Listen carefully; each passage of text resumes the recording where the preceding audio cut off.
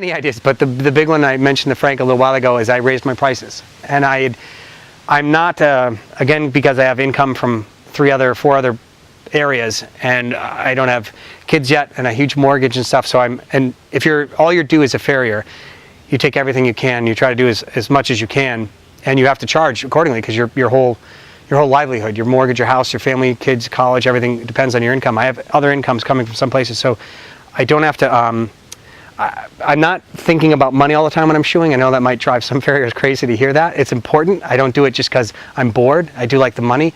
But one of the things I realized at the Hoof-Care Summit was that I hadn't raised my prices in probably 4 years, which is insane. I live in the vineyard and gas prices keep going up. It's a gallon of milk costs more here just simply because you got to bring it over on a boat. Everything has to be brought here. So yeah, that's one of the things I did immediately. I think the week that I got back, I decided to raised all my prices. Not by a lot, but a little bit. And I'm going to keep that in mind now to be a little more, it's one of the bigger things I got from it was being a little more business savvy about knowing exactly what I'm bringing in as an income and controlling that better, and not letting customers get away with not paying me for long periods of time, stuff like that. I'm a sort of a pushover sometimes. I do 50s for minis.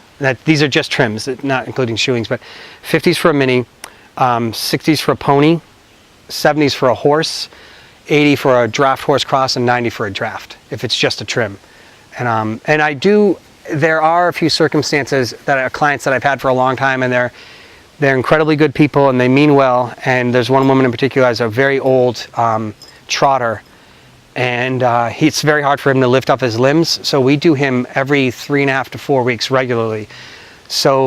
And she's trying to put her kids through college, single mother, blah, blah, blah, blah, blah. A nice person, a very nice person. So I charge her $40 every 4 weeks, instead of the 60 every 4 weeks, just because I have to work less too. When I do that horse every 4 weeks, there's less growth, which means I don't have to try to hold his limbs up as long.